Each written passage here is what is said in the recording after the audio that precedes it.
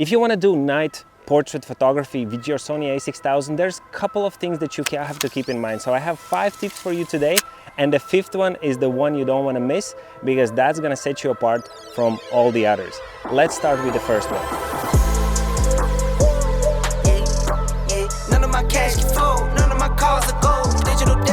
Alright, so the tip number 1 is it's really good to have a model. Luckily we have Luana here who has agreed to volunteer for all of these pictures that you see here.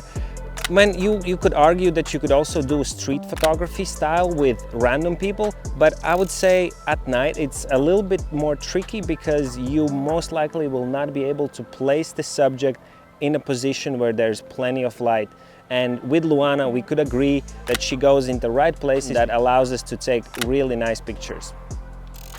So tip number 2 is you need prime lenses. I mean, you could get by with zooms, but zooms usually don't have that wide of an aperture as it has with prime lenses. So actually today I'm exclusively shooting with 2 prime lenses, and those are Viltrox Air series. One of them is 35mm f1.7 and the other one is 56mm f1.7. So the f1.7 allows to open that aperture quite a lot, and it lets in quite a lot of light, and that is absolutely crucial when you're shooting in low light situations.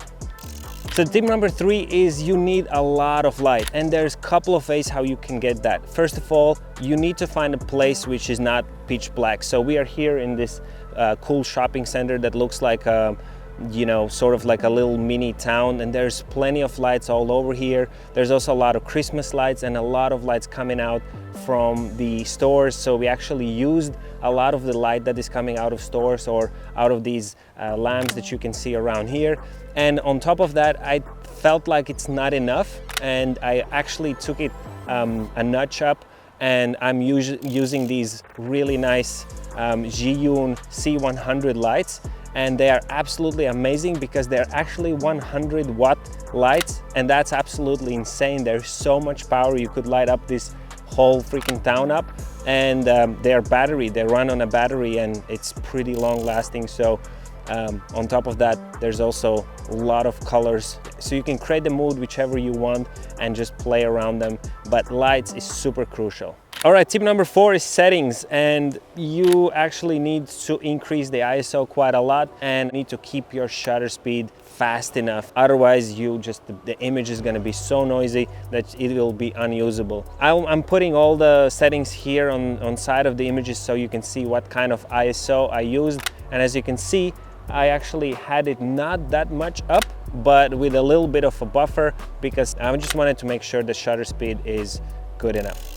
And so the last tip is actually the props, and there's a couple of things that you can do in order to make your photos stand out. So one of the things is using reflections, using some puddle, as well as using this little spray that we have that you can actually put it on some glass or some windows.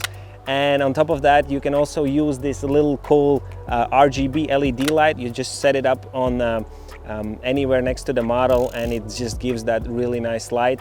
And you can also use creative filters. Actually, that's what I'm gonna be talking about in the next video, so definitely check that out. But this is something that is gonna definitely set you apart from all the rest of the creators in a way that you will be, you know, just way more creative. That's it, guys. Thank you so much. I hope you enjoyed all the photos and these tips, and I'll see you in the next one. Cheers.